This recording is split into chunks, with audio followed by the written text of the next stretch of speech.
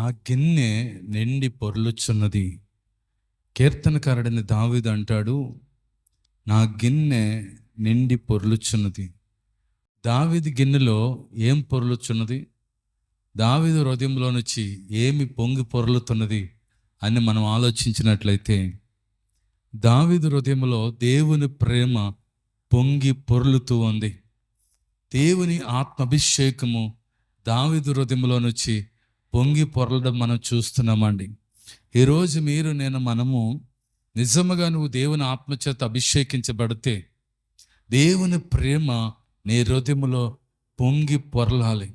ఈరోజు ప్రతి విశ్వాసి, ప్రతి క్రైస్తవుడు, ప్రతి దైవజనుడు దేవుని ఆత్మచేత నింపబడి ఒక దావీదులా నా గిన్నె నిండి పొర్లుచున్నది, దేవుని ప్రేమ చేత నా హృదయము పొంగి పొర్లుచుందని చెప్పాలి. ఎందుకనగా ఈ నిరీక్షణ మనలను సిగ్గుపరచదు. దేవుడు తన ఆత్మ ద్వారా, పరిశుద్ధాత్మ ద్వారా మన హృదయములలో దేవుడు తన ప్రేమను కుమ్మరిస్తాడట. మన హృదయములో దేవుని ఆత్మ చేత ప్రేమను కుమ్మరించబడినప్పుడు మనము దావీదులాగా ఆరాధించగలుగుతాం. దావీదులాగా దేవుని హృదయానుసారుడుగా ఉండగలుగుతాం. దావీదులాగా మనం క్షమించగలుగుతాం. దావీదులాగా దేవుని ప్రేమించగలుగుతాం. దావీదులాగా దేవుని పిల్లలందరినీ ప్రేమించగలుగుతాం. చివరికి శత్రువును కూడా మనము ప్రేమించగలుగుతాం. రోమపత్రికలో ఉంది చూడండి, ప్రేమ పొరుగువానికి కీడు చేయదట అండి. రోమ 13:10 చూసినట్లయితే ప్రేమ పొరుగువానికి కీడు చేయదు.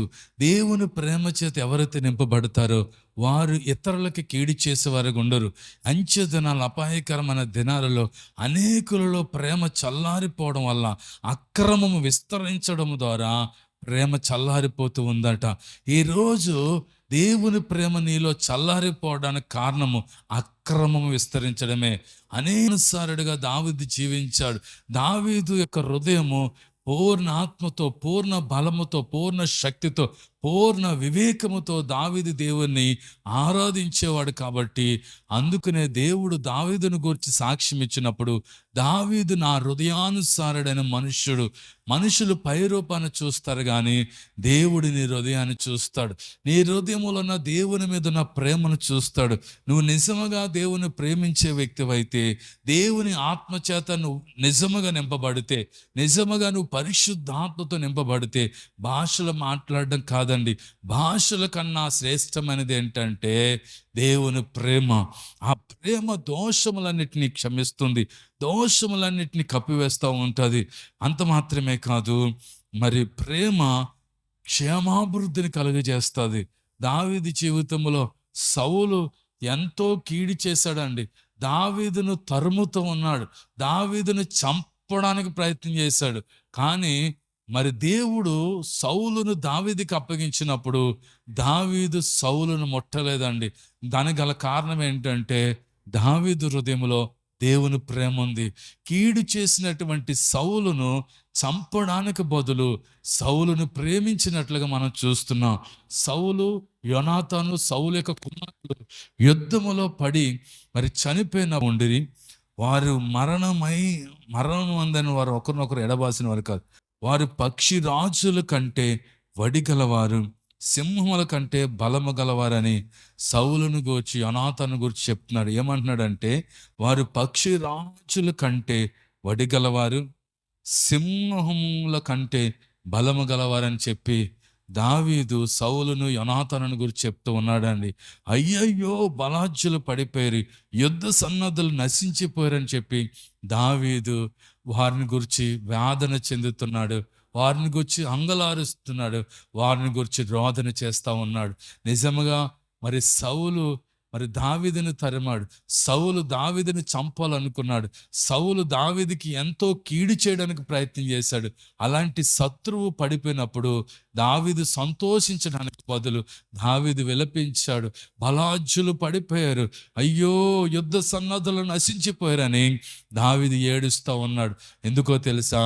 దావీదు యొక్క గిన్నె ప్రేమతో నిండి పొంగి పొర్లుతూ ఉంది. ఈరోజు దేవుని ఆత్మ చేత నువ్వు నింపబడి ఉంటే, దేవుని పరిశుద్ధాత్మ చేత నింపబడి ఉంటే, దేవుని ప్రేమ చేత నువ్వు నింపబడి ఉంటే, శత్రువులు పడిపోతున్నప్పుడు, శత్రువులు నశిస్తున్నప్పుడు, శత్రువులు నాశనం అయిపోతున్నప్పుడు నువ్వు సంతోషించవు. కానీ అయ్యయ్యో పడిపోయారు, అయ్యయ్యో నశించిపోతున్నారని వేదన, బాధ, దుఃఖం నీకు కలుగుతుంది. ఈరోజు నిజముగా ప్రతి పురుషుడు దేవుని ప్రేమ చేత నింపబడాలి. ప్రతి స్త్రీ దేవుని ప్రేమ చేత నింపబడాలి. భర్త దేవుని ప్రేమ చేత నింపబడాలి. భార్య దేవుని ప్రేమ చేత నింపబడాలి. ఈరోజు ప్రేమ కలిగినట్లు నటిస్తున్నారు కానీ నిజముగా హృదయంలో దేవుని ప్రేమ లేదు. వేషధారణలతో కూడిన ప్రేమ, నటనతో కూడిన ప్రేమతో ఈరోజు కుటుంబాలు జీవిస్తున్నారు. కాబట్టి కుటుంబాల్లో సంతోషము, సమాధానము కనిపించట్లేదు. ఒకవేళ నిజముగా నువ్వు దేవుని ఆత్మ చేత నింపబడిన వ్యక్తివైతే, పరిశుద్ధాత్మతో నింపబడిన వ్యక్తివైతే, దేవుని ప్రేమ నీ హృదయములో కుమ్మరించబడి ఉంటే, దావీదు వలె నువ్వు క్షమించే వ్యక్తిగా ఉంటావు. సౌలును క్షమించాడు. సౌలు చనిపోయినప్పుడు శత్రువుగా చూడక అతడు ఒక అభిషక్తుడు, ఒక యోధుడు, ఒక బలాఢ్యుడు అని చెప్పి దావీదు బాధపడి వేదన చెందాడు తప్ప శత్రువు నాశనం అయిపోడని సంతోషించి గంతులు వేయలేదు. ఎందుకంటే దేవుని ప్రేమ కీడును కోరుకోదండి. ప్రేమ పొరుగువానికి కీడు చేయదట. ప్రేమ క్షమాపణ కలిగి ఉంటుంది. ప్రేమ దీర్ఘశాంతం వహిస్తుంది.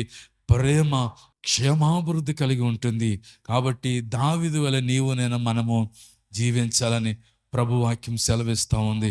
ప్రియ దేవుని బిడ్డ, నా గిన్నె నిండి పొర్లుతూ ఉంది. దేనితో నిండి పొర్లుతూ ఉంది? శత్రువుల పట్ల కక్షతోనా, లేకపోతే క్షమాపణ లేని హృదయమా, కోపముతో నిండి ఉందా? ఒక్కసారి ఆలోచించు.